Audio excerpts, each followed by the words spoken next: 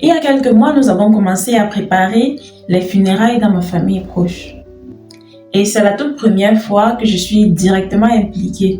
Et là, je dois vous avouer que j'ai été assez surprise et choquée par plusieurs choses.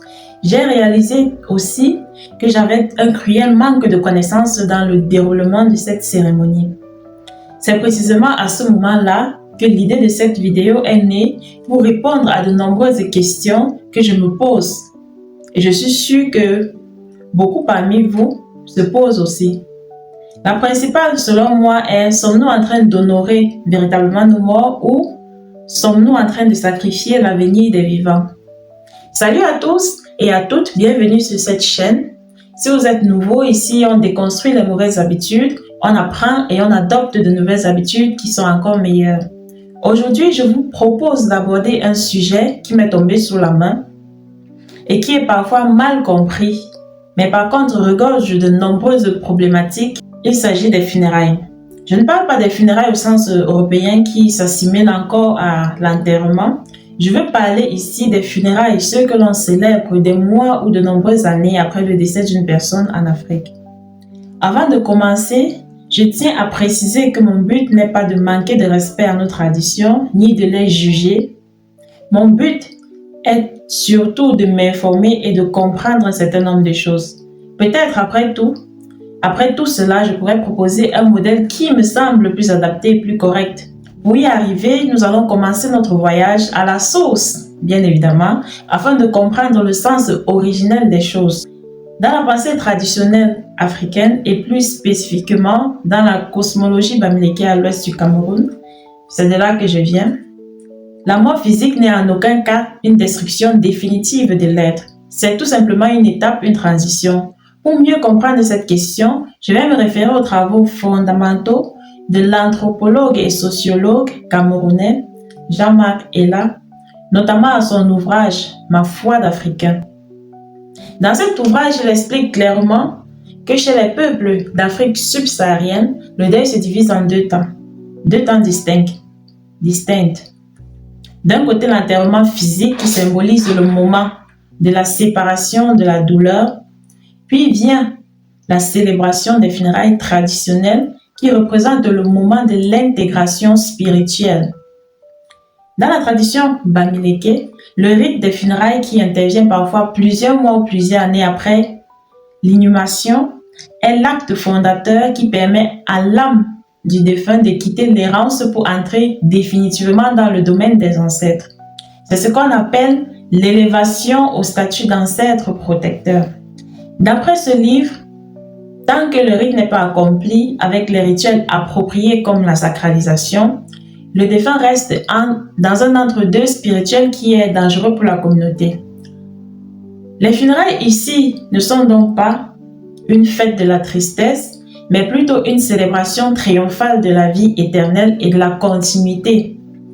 C'est le moment où le visible et l'invisible se réalignent.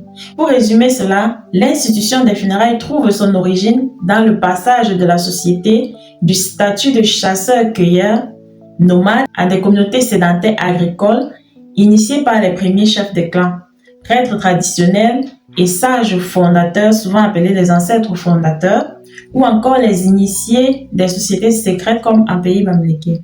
Ces premiers législateurs ont instauré ces rites pour répondre à la fois à un besoin psychologique et spirituel et un besoin politique.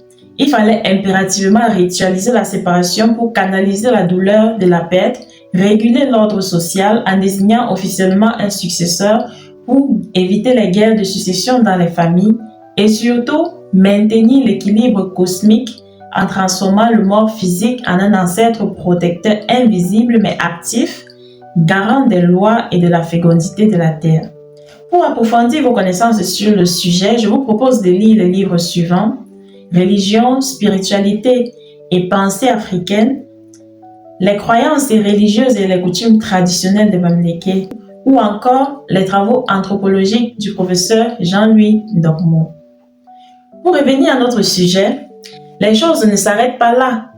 La force incroyable de nos ancêtres réside dans le fait que cette haute spiritualité était couplée à une intelligence socio-économique redoutable. En Afrique traditionnelle, le système économique n'était pas basé sur l'accumulation individualiste, mais sur la redistribution communautaire. On l'a d'ailleurs déjà abordé dans la vidéo qui traite des traditions financières africaines, que je te conseille d'ailleurs d'aller écouter. Dans les sociétés traditionnelles africaines, les grands moments de vie, je vais citer ici les naissances, les initiations, les mariages et les funérailles, servaient de régulateurs économiques majeurs. Vous vous demandez certainement comment cela est possible. Je vous explique. Historiquement, la richesse d'un homme ou d'une famille ne se mesurait pas à ce qu'elle gardait dans sa réserve, mais à sa capacité à distribuer cette richesse à la communauté lors des grands rituels que j'ai cités précédemment. Vous comprendrez avec moi que les funérailles étaient une immense institution de dons et de contre-dons. Lorsqu'un grand notable, par exemple, venait à mourir, sa famille offrait de la nourriture et des bêtes à la communauté. Mais chaque invité, chaque gendre, chaque clan allié apportait également sa contribution en nature, matérialisée par des chèvres, de l'huile de palme, des vivres et j'en passe, ou en service pour accompagner la famille dans la circonstance.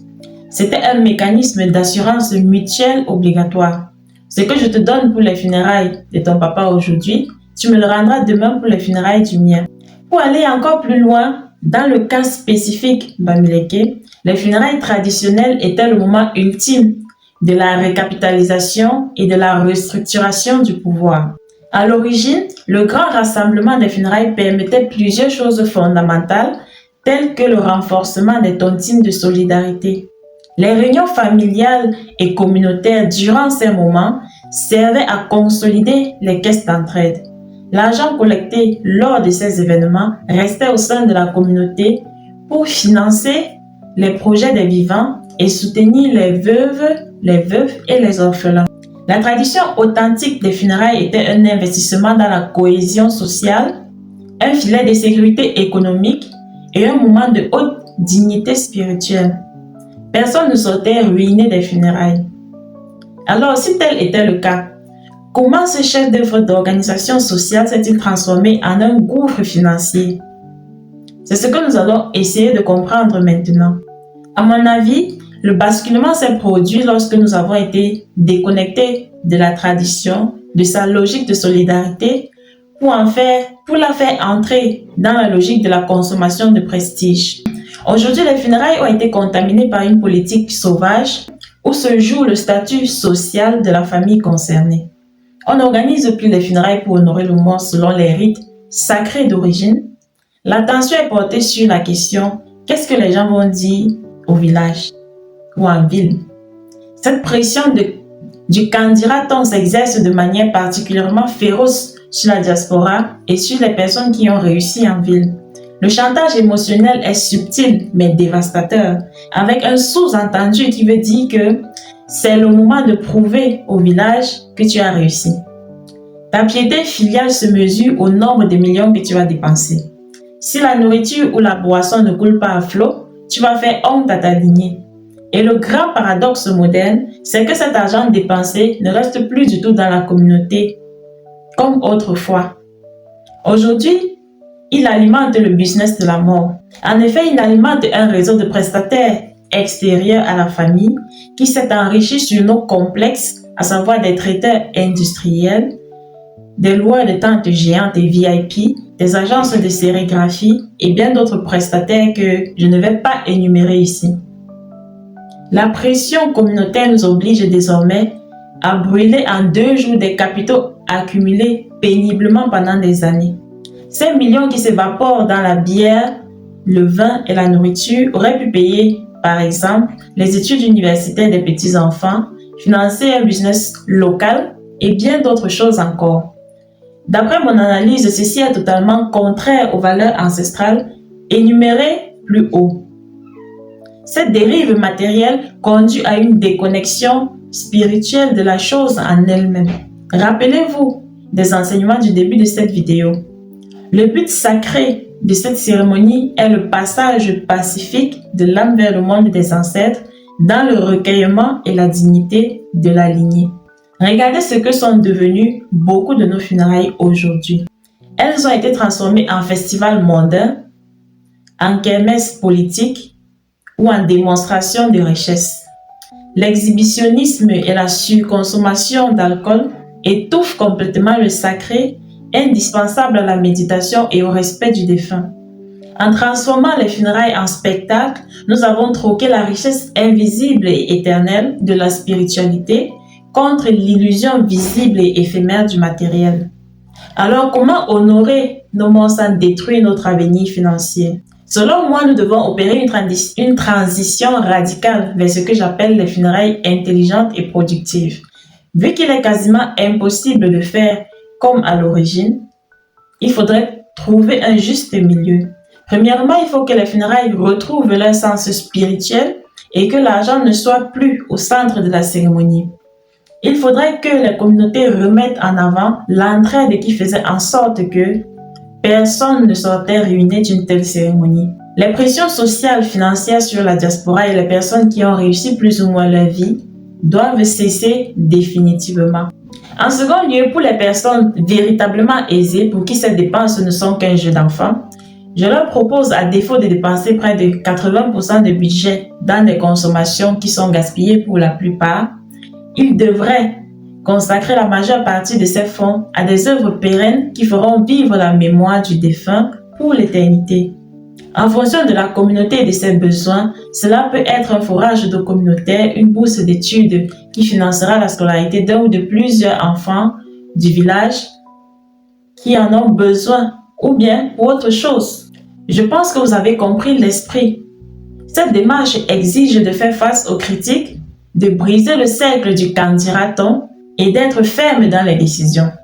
De nos jours, vous pouvez planifier cela de votre vivant à travers la rédaction de vos propres volontés.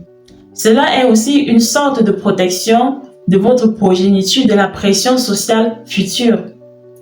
En faisant le choix de revenir à l'essentiel, nous nous débarrassons des scories du capitalisme sauvage pour redonner à nos cérémonies et nos communautés leur noblesse originelle, celle d'une communauté qui s'unit pour propulser les vivants grâce à la bénédiction des morts.